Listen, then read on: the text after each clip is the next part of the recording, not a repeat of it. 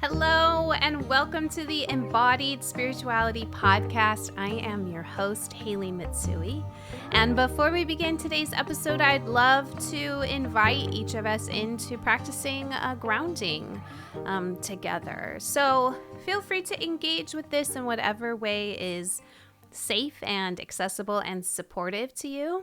But if you're sitting, you can close your eyes or soften your gaze. If you're walking, just letting your eyes kind of look around and take in the scenery around you. And see if you can notice your feet connecting to the ground, whether you're seated or walking. And see if you can actually rest a little bit deeper into that support that the earth is offering you. And as you begin to breathe or notice your breath, imagine that the air that you're bringing in is maybe infused with energy that then gets dispersed all through your body. And breathing in that air and letting it spread all throughout your body, bringing that good nourishment.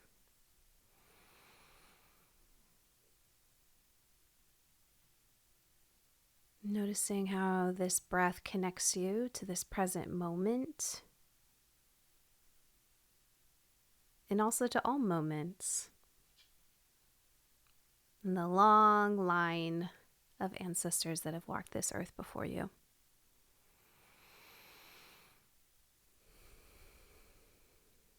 And whenever that feels complete, you can bring your breathing back to normal. Opening your eyes. And just remembering that these little micro practices are here for whenever you need them. You can always come back and just listen to the introductions for just a little bit or a little support in coming back to the present moment. So today's episode is a conversation with Joel Sommer, who is a Mestizo pastor whose Filipina immigrant mother and Jewish-German American father really instilled in him this deep sense of God's loving presence. And I love hearing about how he and his wife Sabrina are parenting 3 sons now and passing on that modeling of intentional spiritual formation. And on today's episode, we get to explore how to nurture spiritual curiosity in our children and ask ourselves, what does it mean to be a good, great, amazing ancestor? And a moment of delight for me was just kind of being curious around whether the Holy Spirit experiences anxiety. So I'll leave you with that question to consider as we dive into today's episode. Hi, Hailey. I'm excited to be here. I am so excited that you are here. We first met on a little trip you did with the org that I used to work for, kind of on the border in San Diego, Tijuana, and I felt an immediate kinship with you. And you were so kind and affirming, and it's been fun to just kind of follow you via the internet in the years following. But we've done the official bio, but is there anything in particular you want folks to know as we start this conversation? Sure. So I guess in my official bio, you would have heard about my parents, my wife, my children, who are kind of the massive suns around which my life orbit. My sons are literally massive at this point. They're all bigger than I am. In addition to working as a pastor of what has become a really cool kind of corner store church plant, like just a really good, I'm very comfortable saying, yeah, this is like a mom and pop church. It's like low budget, 60 people, and we're very happy about it. I've also done some work as a DEI trainer that really picked up in a formal capacity during the pandemic, and was able to facilitate the first ever organization-wide DEI training for all the public transportation in the Portland metro area. I'm currently training as a spiritual director. I think one of the things that I'm kind of wrestling with as I feel passionate about justice and have some proximity to people who are struggling for justice, which is how we met at the border, right? Is what does it mean that I care about these things, but I'm introverted and I'm contemplative. I am glacially slow. And so a lot of those things are not, we don't go looking for those things when we're trying to tear up the system. So I've become curious about how does contemplative practice engage with dismantling white supremacy. It's kind of something I'm working on right now.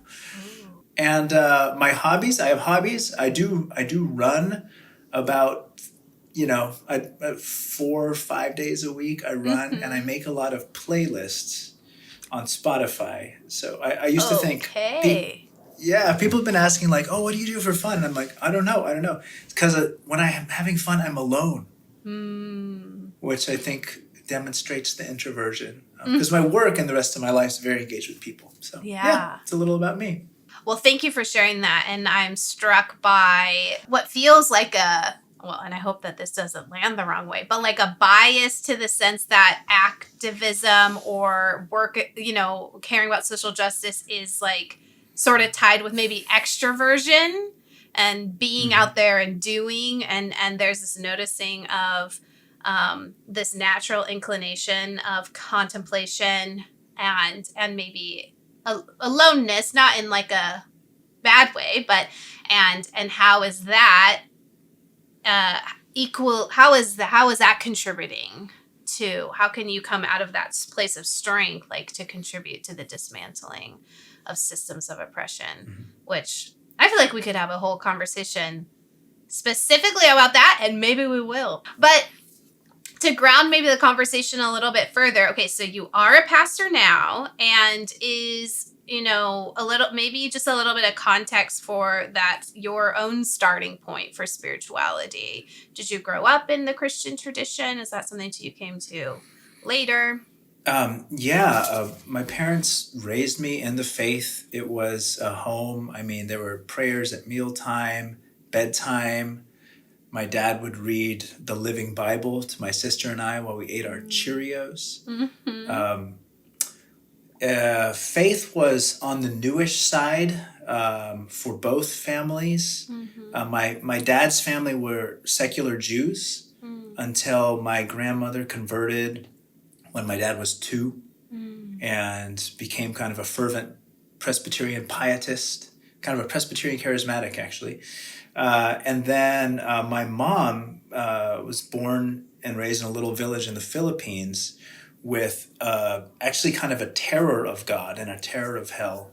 Her mother had been removed from the Catholic Church for being pregnant without being married. So my mom was kind of very terrified of a punishing God. And when some people invited her to a Bible study, she came to this country when she was 18. She was at a university. Some people invited her to read the Bible, and her village had one Bible. So she was like, "You have a Bible?" And it was a game changer. So they very much were just kind of, passionate Jesus followers who raised my sister and I in the mainstream of evangelical megachurch. It was a 1980s Silicon Valley, basically apolitical, which you can see my air quotes, right? Nothing is apolitical. So they were apolitical in their own minds. And we would cross the tracks from our kind of working class town that was 70% people of color into this uber wealthy, uber white community, which is how I knew that Jesus was white. Naturally. And so, but I had a lot of really affirming experiences there too. But they were sort of divorced from my life in my neighborhood and all that type of stuff. Yeah. Would you say that your spiritual practices now are pretty similar to those that you were raised with in that megachurch, or has there been an evolution in those practices? Yeah, I would say a lot of it, I have to look a little carefully. I think the structures are pretty similar. Mm-hmm. I do a morning prayer time just like mom and dad.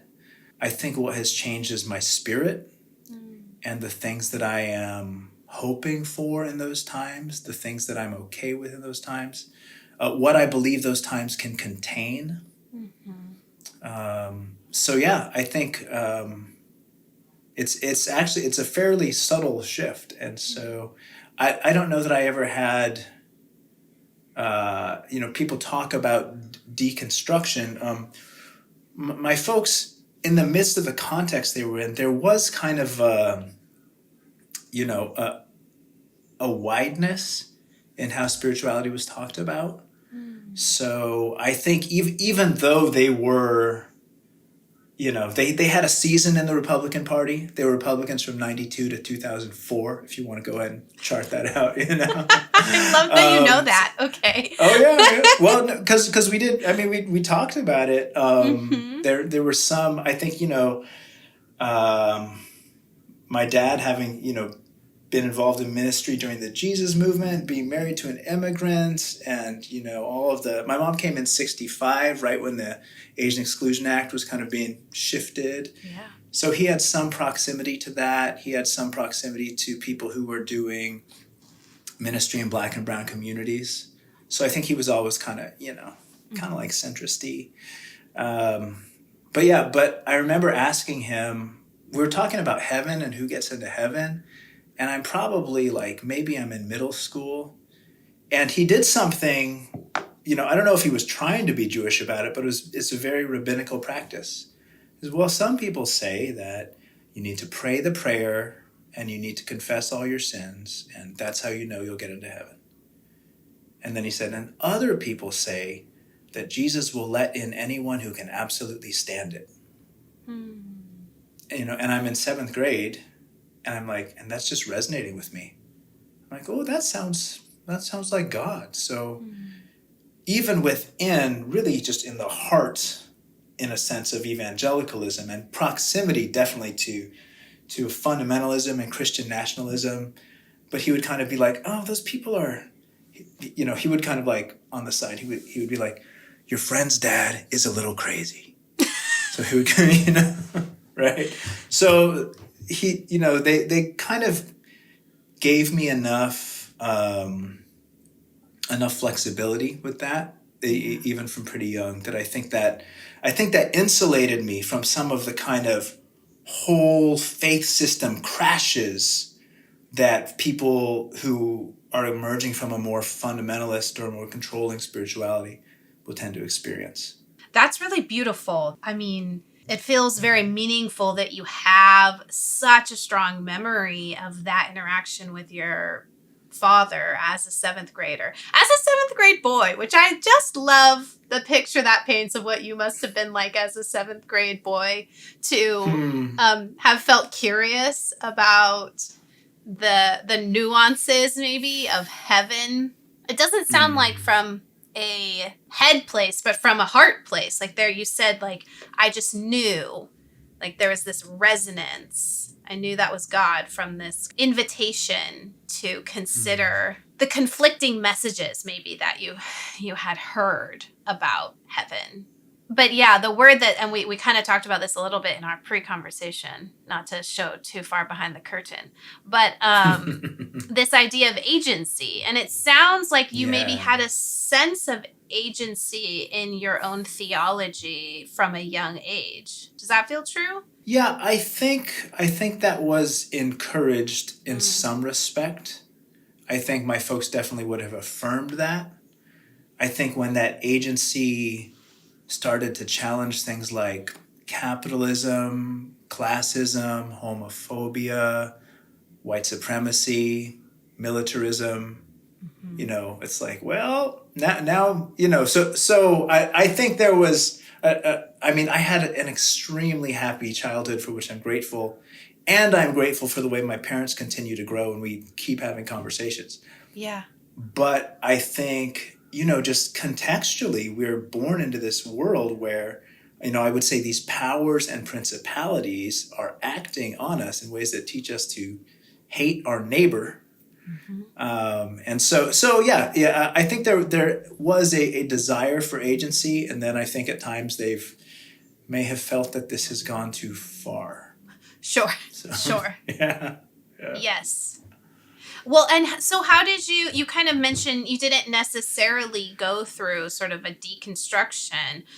How did your faith or spirituality, I'm going to use the word expand, how did it expand to contain when you noticed like those maybe inherited theologies that were maybe affirming these systems of oppression that you were coming to realize were not helpful or were not good or were not in alignment with how you understood God?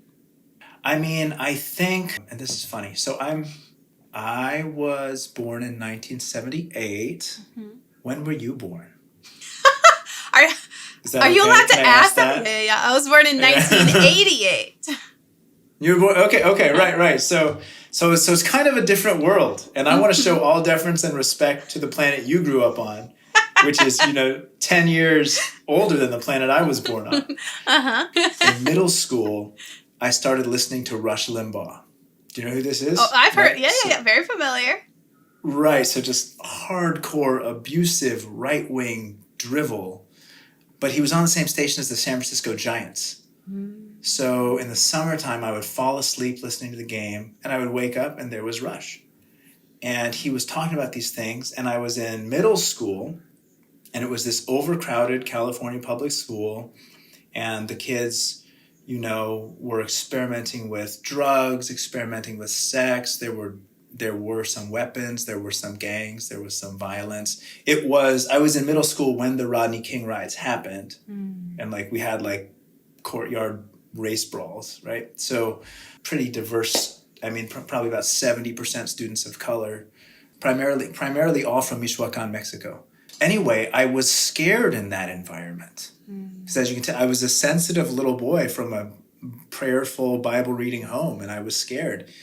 And Rush made everybody that I was scared of look stupid. And that felt great, But I think, man, a few things happened. Actually, Rodney King was a thing because, we watched this video of this man, just this handcuffed man on his face, getting the humanity pounded out of him by 4 police officers. And he's handcuffed and immobilized, and they're still hitting him.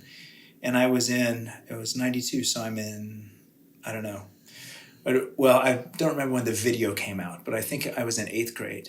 And it's just horrifying. And we're watching the video, and I can't believe it. And my dad says, our friends who live in EPA, which was kind of the next city over, high non-white population, high African-American and Pacific Islander population. He goes, our friends who live in EPA tell us this happens all the time. So there was kind of this credibility from my parents of oh yeah, this is real. And then I come home from school one day after it's the week of the verdict. And my mom looks at me with a sad face and she says, Rush says we have to respect the verdict.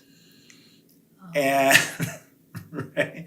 And I think it was this breaking for me of Rush, that's not right. We shouldn't do that. I don't know if I'm answering your question now. Yeah. Yeah. So I think I was kind of extracting from something Christian nationalism, maybe is the word for it. Yeah. So. Yeah. But the thing that impresses me or I'm so curious about in that story is I think it's really hard sometimes to separate God from these mouthpieces that have a lot of clout, have a lot of power, have a lot of influence. So in this case, maybe Rush Limbaugh. And I've experienced that it can be easy to overly associate the two. So it's we lose faith in Rush Limbaugh's worldview or perspective or moral compass, and we simultaneously lose faith in the God that he says that he is like speaking for or Yeah. about. But you seem to Right. have this knowing of those are not the same, and that's what I'm so curious about. Like, if you have any sense of how you knew, like earlier you even spoke of that kind of knowing, like knowing of God, like how did you know that you had the option to be like, nah, Rush, there's something else. I don't believe that. Sure. I'm just a tremendously emotional decision maker. So I just make my decisions like, I mean, Myers-Briggs, for people who are still doing that, it's just an off the charts F. Just like the decisions will be made emotionally, deal with it. So I think that's my only way of interacting with the world. So I think just when I feel it, like, this is like what's happening now. Yeah. I think, and one of the things that maybe is just a little tweak, or the reason I haven't had a particular deconstruction journey in the way that lots of friends have had, is that if there's a way to avoid conflict, I will. If I can just go around it, or if I can just make a new synthesis in my head, I'll totally do that. And I can be like, well, this pastor said this thing, it was kind of dumb, but maybe what was true was this part's true, and the rest I'm just going to let go. So I think that there was a lot of, like, as you can tell, my parents were very spiritually empowered. Yeah. So we were in this church community, but they were, and in a sense remained not as fully bought into the sway of kind of the culture of that church. To its credit, it was not at the time a celebrity-driven church. It was the 80s. There was no internet. We didn't, Sure. So I think that was helpful.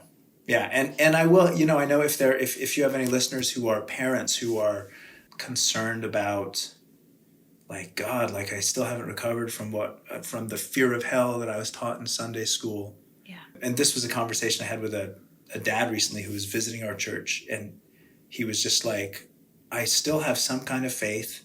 I've got a 10-year-old kid, and I've never taken him to church because I don't know what they're going to do to him there.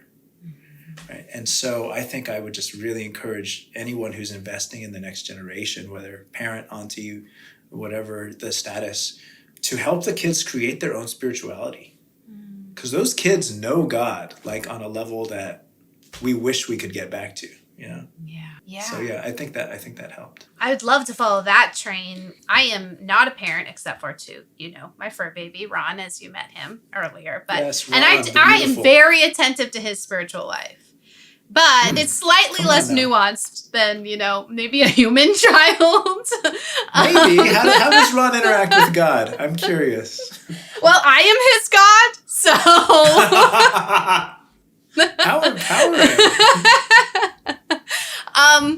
No, but so yeah, as a non-parent, a non-human parent, I am curious when you say help this next generation, like, tend to a spiritual life. What are some ways that either you've done that or you've seen that done well in your community? We've already heard about some of the ways that felt supportive to you as a child, but yeah, how have you continued maybe that tradition? Yeah. I think another helpful thing was a professor in seminary. Seminary was really good. I started, it was 2007. So I was 29. And I went there. Going to seminary was a kind of a deconstruction experience. Because prior to seminary, it was like, if we just read the Bible and did what it said, then then everything would work out. And then because of some other things, I was reading liberation theology, and I was hanging out with activists. It was like, if we just obeyed hard enough, the system would fall. And that lifestyle, I became a parent, and that lifestyle became unsustainable. And my wife was like, she goes, why are you doing all this? She's watching me. I'm at home after a day of ministry. I'm angry. I'm upset. I'm obsessed with the work. She goes, why are you doing this? And I said, because I want to see the kingdom of God. Angry voice, right? Like, bro, seek help, right? And then she says to me, do husbands spend any time with their wives in this kingdom? Right? And she is an amazing leader. She's hanging out with the top anti-racist educators in our little state of Oregon. So she's got a vocation that's profound, but she was like letting me know, like, yeah, man, like you're not okay. So in that deconstruction experience, I'm there in seminary, and I've got this Quaker professor who's teaching us children's ministry. And she does this approach that's actually really well known outside of evangelical circles called godly play. Have you bumped into this thing? No. So in godly play, you kind of tell the bones of the story or the parable or whatever it is, and then you ask the children what it means. You know, and you say, like, you tell the story, and then you say, what did you like? What did you not like? So kids, like I had a 4-year-old at the time, and I'm like practicing on him. I'm reading him the Bible, and then I'm asking him what he didn't like. Right? So, and then I'm saying, what was important? And then he's telling me what's important about it. And I just think, you know, I think, you know, I was immersed all the way up until at least my mid-20s in a spirituality of right answers, which I think is way more common, you know, and any kind of controlling religious system, any religion that relies on what I would call the capitalist dynamics of scaling and reproduction. We love that in church growth, you know. So, you know, but it really started to counteract that. And then I think what's cool about that is, like, actually, like, it's not just kids who need that kind of agency. Grown-ups need it too. Right? So we can really do those same 3 questions with any age and any scripture passage. What did you like? What did you not like? What was important? But I think what's cool about the generations who come behind us is, their own sense of agency with God, and their own sense of what's real. So, Speaking of generations, I was curious what your shirt said, and then I think you adjusted a little bit, and I saw the bottom word. So it says, "My only job is to be a great ancestor." Yeah. Tell me about that job. Oh, sure. I mean, there's one of my, you know, kind of mentors in ministry is a indigenous Hawaiian man, and he goes, he'll start a gathering. He'll say, "We are the descendants of our ancestors and the ancestors of our descendants," and it's kind of that 7th generation thinking. Though this is actually made by a Black woman, you know, but hey, indigenous theology is for everybody, guys. It's for everybody, you know, and obviously African traditions have a deep, you know, ancestral love. So yeah, for me though, I mean, it is just kind of a reminder of, like, hey, like, try to stay bigger picture, try not to sweat the day-to-day too much, try not to sweat this or that goal too much, but, you know, just think of how you'll be remembered, how you want to be remembered, and try to live that. So, Which seems and everyone to can be an ancestor, by the way. We don't have to be a parent to be an ancestor. I'm just saying. Thank you. I appreciate that.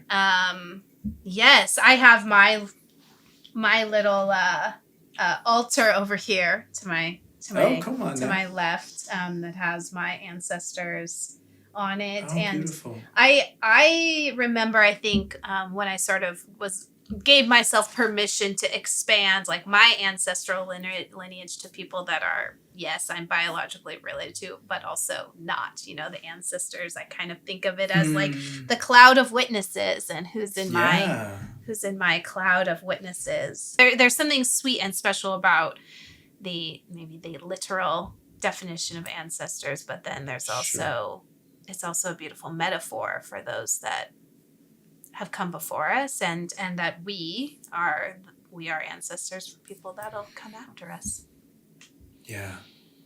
Yeah, I'm curious, like, coming from your background in what sounds like was a more controlling form of evangelicalism or fundamentalism. Mm-hmm. I mean, how did you become open to interacting with ancestors? Mm. People were scared of that. Oh my Right? gosh, so scared. I mean, Yeah. I literally like went on a mission trip to Spain to evangelize to the Catholics because like they were their like worship of Mary was to, like ancestor worship, like that's the type Yeah, of sure. kind of fundamentalism I was Oh, raised yeah. in.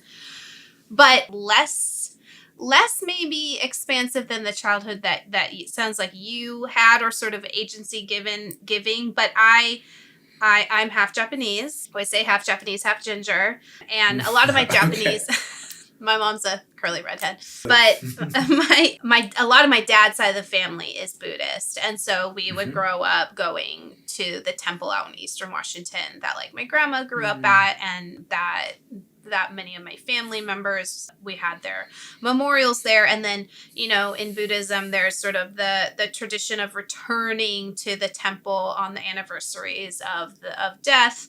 And so I think I'm grateful at the time, especially as I was probably like middle school age, which I feel like is kind of, at least for me, was height.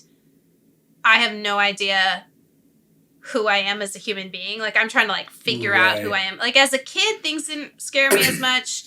As I got older, I felt like I had a little bit more grounding in who I am and how I see the world. But those, like, I don't know, Plato years, those years of just being very malleable, I think I was very like scared of like going into the Buddhist temple and feeling, yeah, like I'm gonna get possessed or like something's terrible's gonna happen.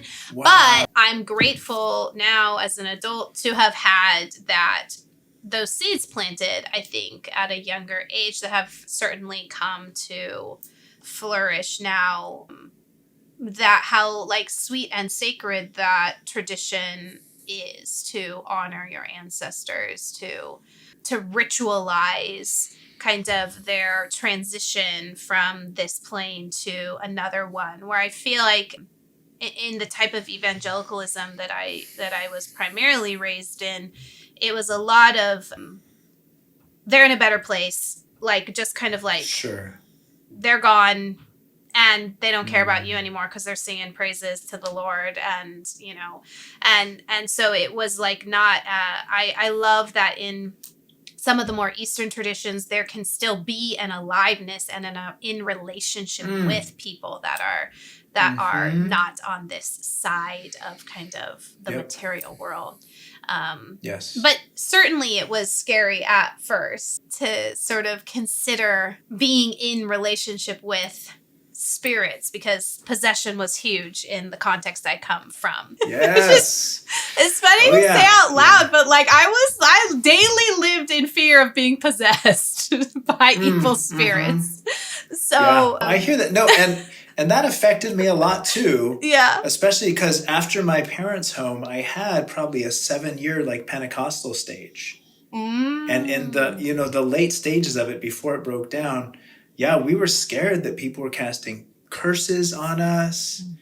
And we had some people, we were trying to get help, and some people came and they prophesied just some wild stuff. And it was, I think what kind of broke me out of that was that it was so anxiety inducing. Yeah.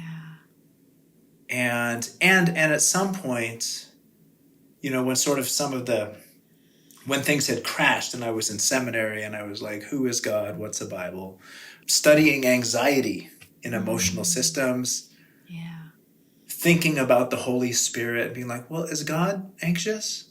Like, is God really scared you're going to screw it up? Or is that someone else? Whoa. Is the Holy Spirit anxious? That needs to be a t-shirt too. Yes. Yeah. Well, and I mean, I think that is really the poison.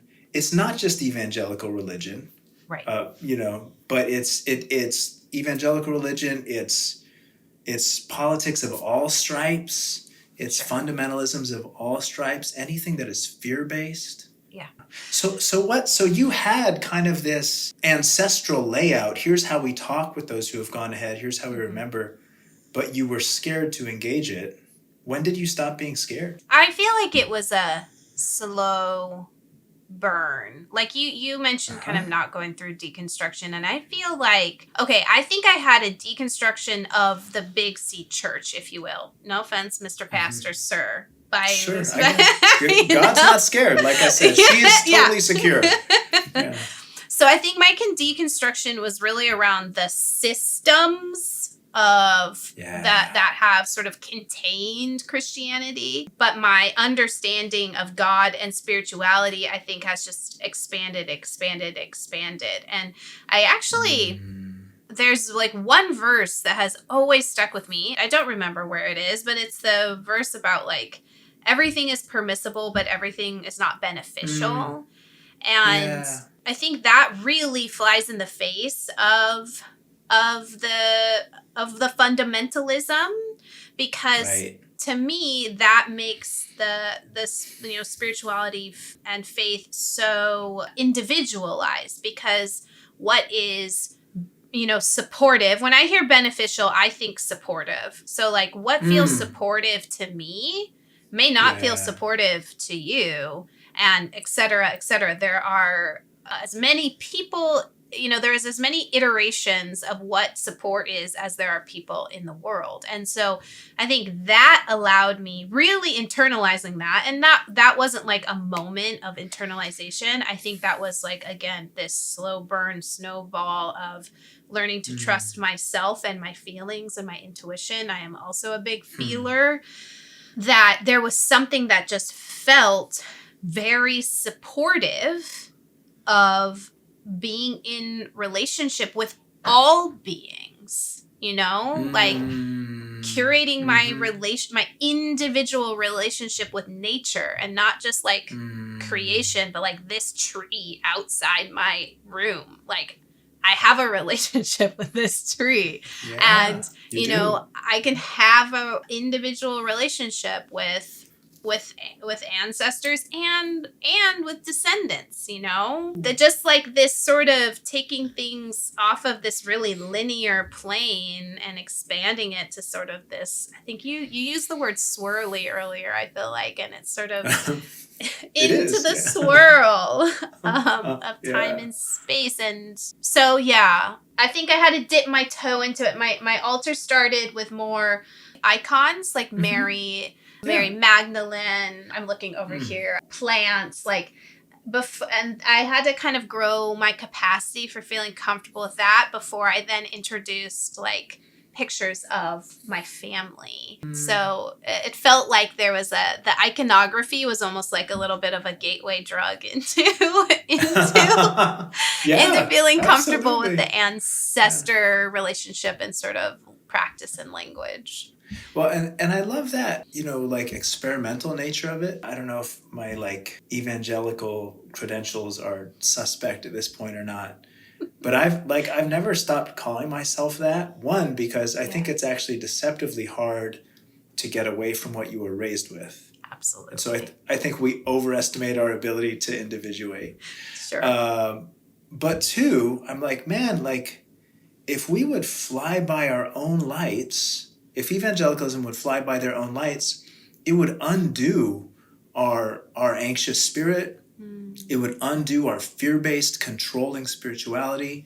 It would undo our if I can use this word, our satanic alliances with white supremacy and cis heteropatriarchy and militarism and all the things that are killing the earth. But I just, so I'm just like, dude, like, if God is, if we're saved by grace and not by our correct theology, and this is what I had a stint in like one of these like neo-reformed Acts 29. I was there for like a year before I figured out what was going on. But it was like, like we are saved by grace alone, which is why you're only saved by grace alone if you believe our theology exactly. And I was like, it's not What is that? Yeah. Yeah. So pardon me while I preach. I'm sorry. But if God is a God of grace, then couldn't we experiment with a spiritual practice and see what it did? Yeah. And not be terrified that we would be possessed immediately? Side note, footnote, I don't want to linger on this, but for those of you who don't know, Acts 29 is like a church planting network out of Mars Hill Church, which was, a big player in the kind of what did you call it? Neo. Oh, that was Neo-Reform. Neo-Reform. I don't know. Neo-Reform. Deep. That's a deep insider cut. Yeah. You don't need to know that, fam. It's horrible. Stay away. Unless you're a survivor. Let's talk about it. I went for 1 year in high school. I grew up in Seattle. That was a cool church. All the bands smoked outside. Anyways, that's neither here nor there. Yeah. I did want to ask, how did your family interact with your proximity to Buddhism, but also you're being raised in a Christian church? How much do I want to put out into the world? No, I'm just kidding. Sorry. No. Is your family listening? Sorry. No. They are wonderful and supportive. I think my parents made the decision to send me to a very conservative private school. And so the indoctrination really happened there and not in the home. Okay. Yeah. And then my personality just being like Miss Straight A's perfectionism was like, well, school's where I want to fit in and it's where I want to excel. And so it was like, I will be an A+ conservative Christian. Okay. For those I was there 7th grade through 12th grade. So those, and that's a formative time in life, one could say. 100%. Yeah. Yeah. But my family has always been actually very, and I think that probably also gave me the ability to bend and not break, maybe, when it came to some of the spiritual and religious deconstruction. Is my family's very progressive. I actually grew up at a very progressive United Methodist church in Seattle, and there was never any criticism. There was also never any here, let me help you make sense of all of this, with kind of having Buddhist family and Catholic family and Christian family and non-religious family. There was never really a conversation around why is that or how does that all fit in the world. But I was exposed to it all in a very loving way. And so I think that laid some of the foundation for being able to kind of dip my toe outside of the really strict theology that I really do feel like I was indoctrinated into in those, specifically those 6 years at that very, very conservative religious school. Yeah. But they don't know what I do for a living now, currently. They're always they know what I couldn't say that they understand, the journey I've been on, but they're not pushing back against it either. Sure. They're like, hey, Hailey seems happy. She's creative. That's good. Yeah. Yeah. But, I think a lot of, fundamentalism, evangelicalism, anxious forms of religion, they really thrive in those ages 12 to 24. Yeah. Our identity is in so much flux. And that's also the age when male-bodied people typically fight wars, because you make very dramatic, violent decisions. Yeah. And so I wonder, again, that's like season 4 of your podcast, but there's something in there where we can engage, we can make some really dramatic choices that can have a long-term impact. Season 4, sure, we can loop back around to it, but tell me more, because I do. When you said, for any parents that might be listening, that just really felt. I appreciated that, because I do hear that as a reoccurring theme with folks that I see in my private practice of spiritual direction who are parents are, I have so much religious trauma. I don't want to pass that on to my child. And I also want to give them something, when we walk by a nativity scene at Christmas and my kid's like, who's that? That feels weird to me. That feels weird. Not to me. Right. These are what people are saying. Sure, and so, yeah. I mean, I would actually love to hear more of your thoughts around introducing like healthy, what's the word that you used? Like not anxiety-based spiritual practices in that formative time. Any insights would be appreciated. I mean, I think for parents and for all people, Yeah. Number one is our own spirits within us.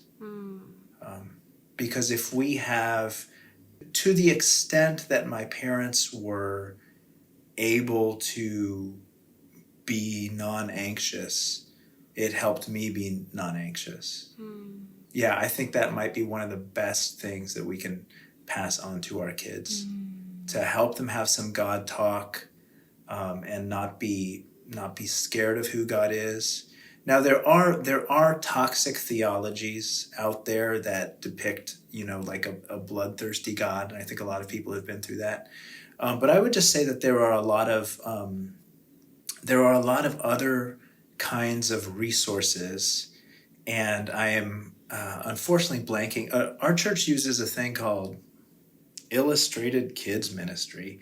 You know what? Maybe afterwards I can do a little dive, and you can put something on the end to find some good resources, because there is a lot of good work being done for just non-violent spiritualities for children. Yeah. So to the extent that we can transmit that, and then be open to receive what they have to tell us about God. And I think that continues to be a practice for me as my children age, and I say, so what's making sense to you about God right now? And what questions do you have? And to let them be our teachers, to not, the other thing is the need for certainty.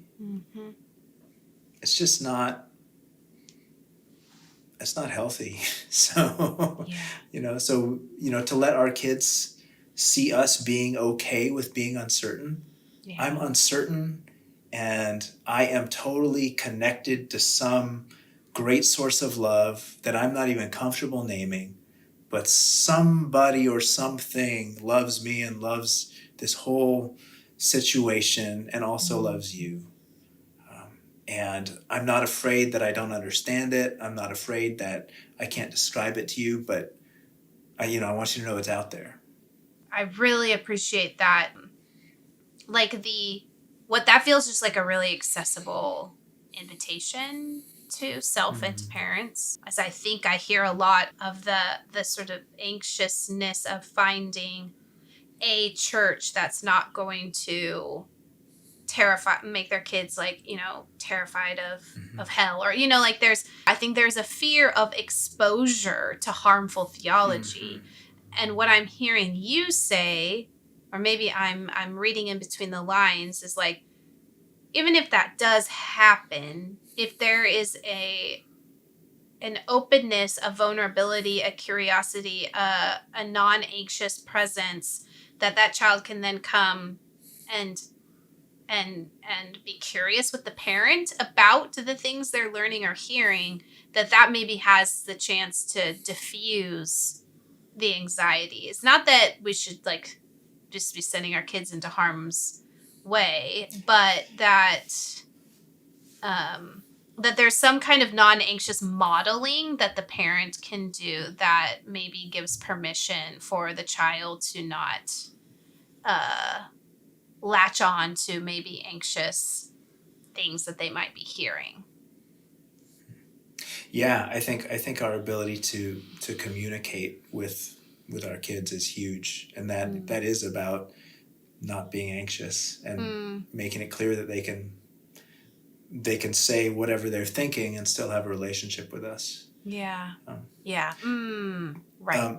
That said, I want to take care, because I've been church planting for 10 years. Yeah.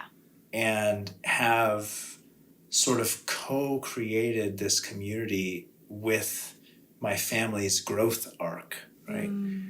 And even so, I remember having to have a conversation with one of my sons who was just in tears because he felt he had been disloyal to God.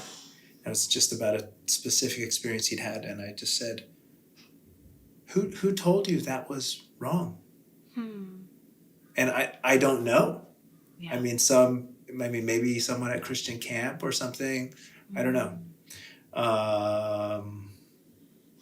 But I don't want to just be like, oh yeah, just have a secure attachment to your kids. It's like, no, our kids are sensitive. Yeah. So to the extent that we can be mindful about what they're hearing. Yes. Yes. No, but I thank you. believe that there are communities out there that are doing that. Yeah. Well, this has been a great conversation, Joel. I'm really grateful for your willingness to share your journey and your insights and your wisdom. I know, for those of our listeners who might live in the Portland area, or do you guys do stuff online? How can people find you and your community and connect to your work if that's something they feel compelled to do? Sure. So if you want to get in touch with me, I'm on social media, Facebook as Joel Sommer, Sommer, and Instagram, JOEL97206, which is my zip code. So church website is just access, like the word access, COV.com. And you can get in touch with us there. Awesome. Yeah. Well, I hope to come and visit your church sometime. I'm not too far north of you. So one of these. That would be delightful. And I would love to, I think your own journey of an embodied spirituality, an anti-racist spirituality, something that brings all of who you are. I'm just really excited for that. It feels like a healing space. And I just think that the need for that and the openness is growing. I think these are the good old days for us, Hailey. And you know what? I think so too. Yeah. Yeah. Yeah. Well, I'm grateful to be along the journey in the good old days with you here and now, being present to the good days. For sure. It's so nice to spend some time with you. Thanks Same. for all that. Thank you so much for tuning in to this episode of the Embodied Spirituality Podcast. I would love to invite you to like, subscribe, rate, leave a comment wherever it is that you listen to this podcast, whatever platform is your preferred platform. It does go a long way in ensuring the sustainability of this show. If you want to learn more about my work as a somatic coach or a spiritual director, you can go to HaileyMitsui.com. That's HaileyMitsui.com and learn more about my work, my programming, and how we might be able to partner together in the future. Thanks, and we'll see you soon.